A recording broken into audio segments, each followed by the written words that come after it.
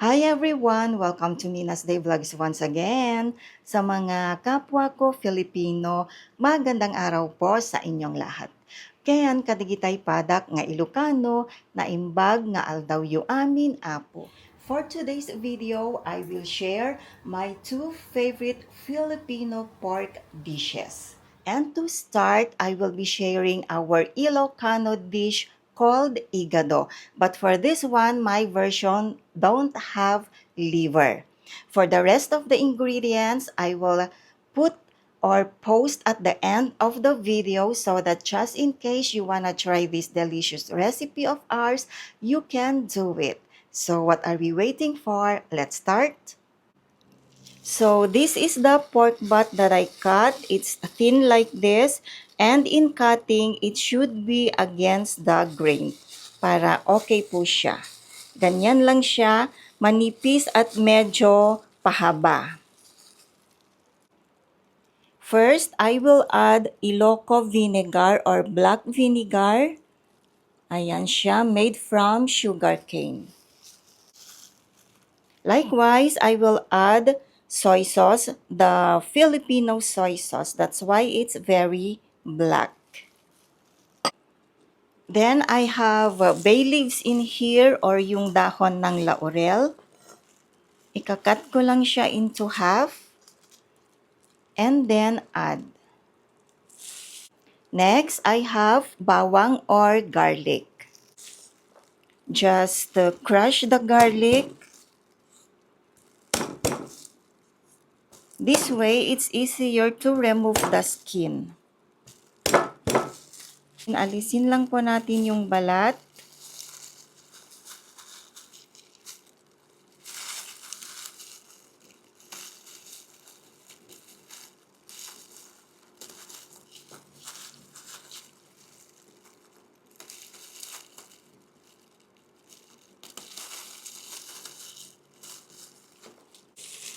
And then mince.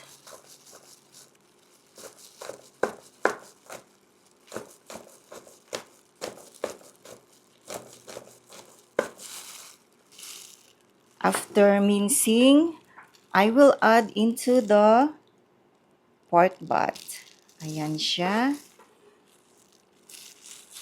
I will also put some peppercorn. Mix natin.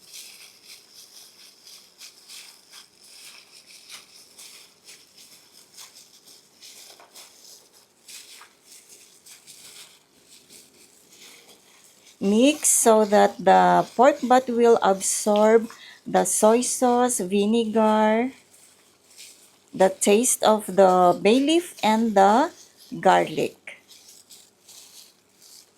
Oh, smells good. Okay. I will just cover this and marinate for at least 20 minutes. So I will be needing 1 bell pepper, red bell pepper. To cut the bell pepper, it's like this. Cut in strips. Done with the bell pepper, set aside for the meantime. Oops, yan, ang dami. And then I have here annatto seeds soaked in water. The purpose of putting annatto water in the igado is for the color. So we will be getting a very nice orange color of igado, especially the sauce. So ganito lang siya. There. And another ingredient is this one, the dry peas. So I will be using 1 can.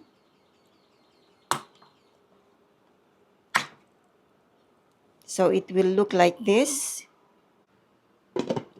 I'm back guys, it's past 20 minutes and the pork butt already marinated. So next, cooking time. Luto-luto na tayo guys. Need to turn on the stove. And I will let this simmer or boil for few minutes. So, hayaan lang natin na kumulo ng konti para ma-absorb nung pork butt yung ating mga ingredients. So, see you later again, guys. Okay, let's check. Oh, look at that, guys. So, I can mix and let them separate. Paghiwa-hiwalayin natin.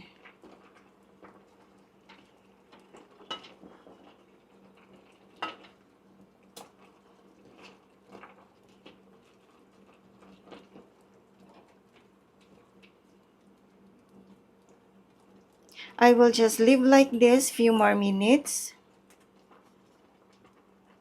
Cover it. Yan. And it's time to check, guys. Ooh. Eto na siya. After few minutes, naglesen na yung sauce. Meaning, the meat already absorbed the sauce. Ayan. Next, time to add water. So, for the water, enough to tenderize the pork butt. If the water not enough later, I will just add. Until it become tender, of course, para masarap. So again, guys, see you later because I will cover this and let it boil.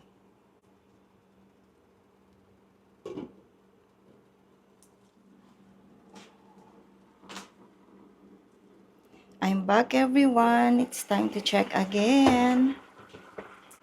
Ooh, smells good. Naglesen na yung sauce. So, it's time to add the dry peas.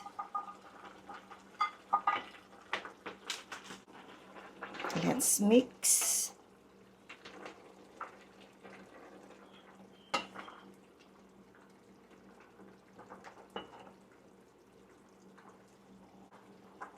And again, guys, I will cover and see you later. At ako'y nagbabalik, guys. If just in case my background is kind of noisy, that is because it's raining hard. Earlier, it was so hot. And now, raining. Ganyan talaga, weather. Unpredictable. Okay, guys, so it looks like the dry peas or green peas already cooked. Next is I will add the annatto water. So, strain lang natin para hindi pumunta yung or maisama yung annatto seeds. And now, mix it. The annatto water will serve as the food coloring, natural food coloring. So, antay-antay lang tayo, guys, until it dries up hanggang maglesen na yung sauce. Ay, sauce! Ayan. Siyempre, kailangang takpan. See you again later.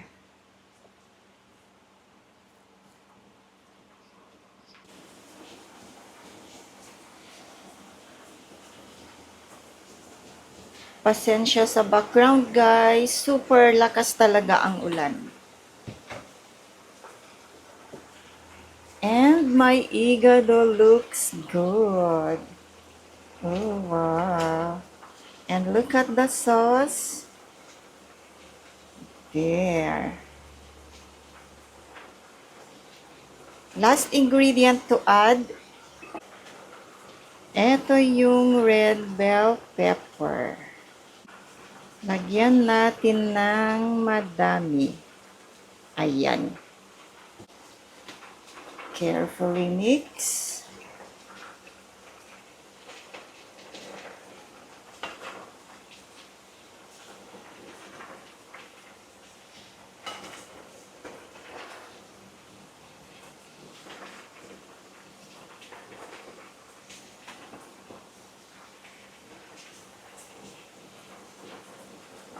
Okay, so antayin na lang natin na maluto yung red bell pepper. This is the sauce. Look at that.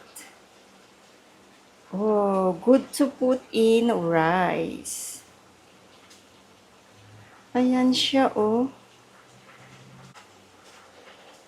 Sabi nga nila, sauce pa lang, ulam na.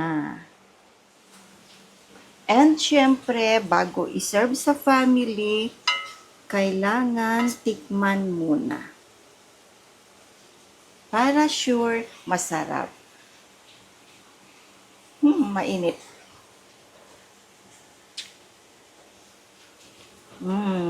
Oh, wow. Syempre, winner, very ono. So, let me put on the table. Ito siya, guys. Tara na. Ano pang inaantay natin? Kainan na. You must try this one, guys. Very easy recipe. So, it's an Ilocano dish, pork igado. Okay, guys. So, I'm done cooking. If you wanna try my version of Ilocano igado, these are my ingredients and measurement. Happy cooking! Kita-kita ulit sa susunod na pagluluto.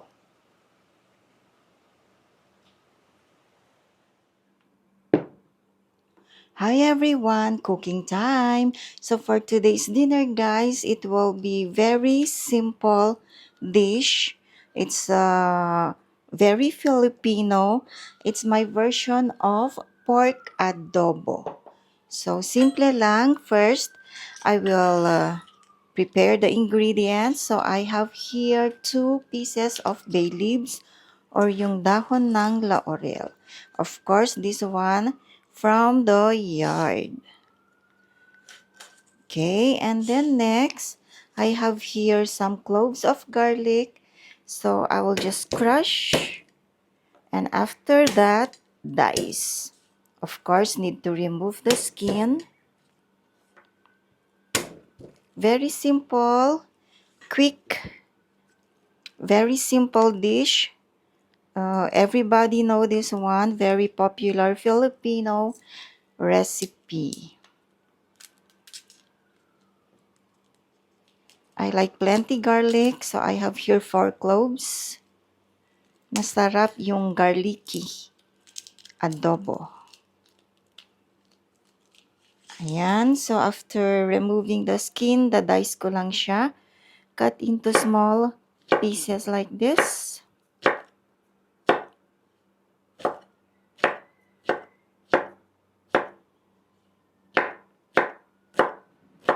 Ayan, so tapos na. So this is the pork butt cut in small cubes, around 1.5 inches. So let me put the bay leaves and then the garlic or bawang. Put everything.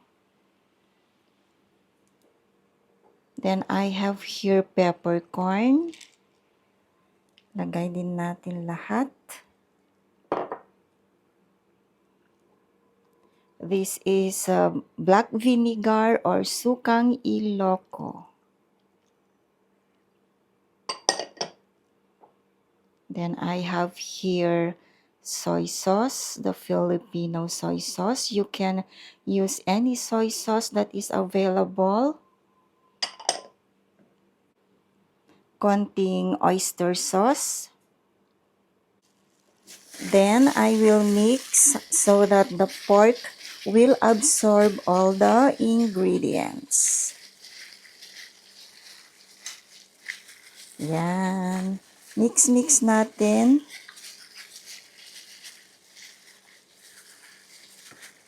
Distribute the sauce.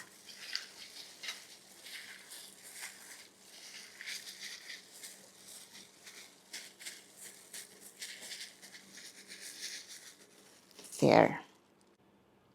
Then I will cover, leave for 15 minutes to marinate. So guys, I see you later. I'm back guys, and it's been 15 minutes past. So let's go to the stove and cook. So my style in cooking adobo, pork adobo, this one, I will just simmer for few minutes. Again guys, so that the pork will absorb the ingredients or the sauce especially. So I will just leave like this, medium heat, and let it simmer. And I can see it starting to boil. I need to mix.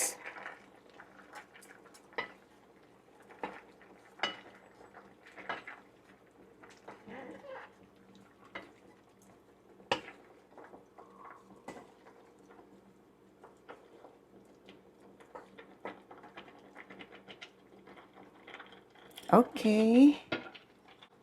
Cover again. See you guys later. Okay, I'm back guys. Let's check. Smells so good. I can see the sauce lessen, so next, I will add water. So enough to tenderize the pork butt. For now, this is the water, and if later I need more, I will just add. I will cover and simmer until tender. So see you again later guys. Maybe after 30 minutes at least. And I'm back guys. I think it's time to check if the pork already tender. Smells adobo.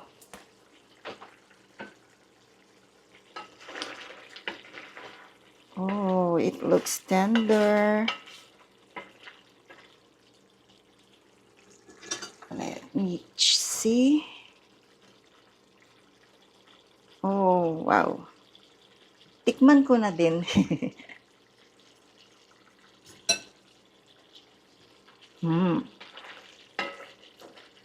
Siyempre, masarap. Eto na siya, guys. So, few more minutes. Antayin ko lang na medyo mag-dry yung adobo.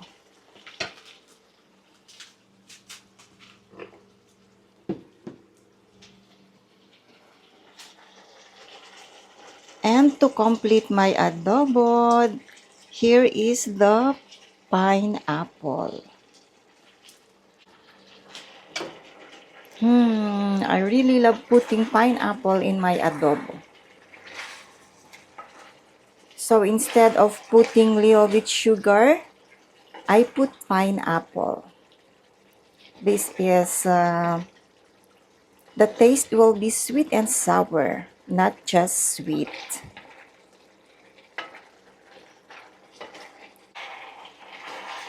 Antayin ko lang na medyo magmantika.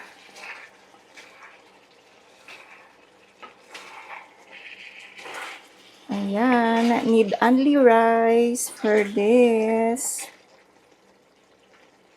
Ang lambot-lambot ng pork.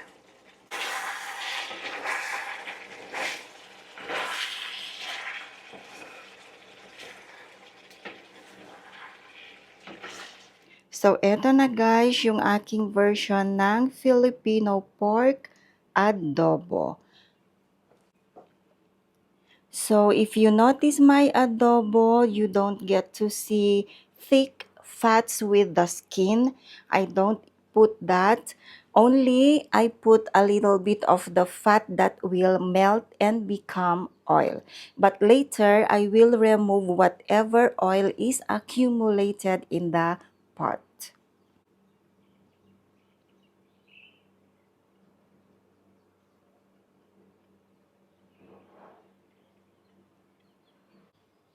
Okay guys, so I'm done sharing my two favorite Filipino pork dishes. Yes, I'm done cooking for now. And so for those who are still new to my channel, please don't forget to subscribe because it will greatly help my small channel grow. And to my regular viewers, supporters, and friends, don't forget to like, you can share my video, and put your comments down below. Again guys, mahalo for watching and kita kits, see you again next time. Bye!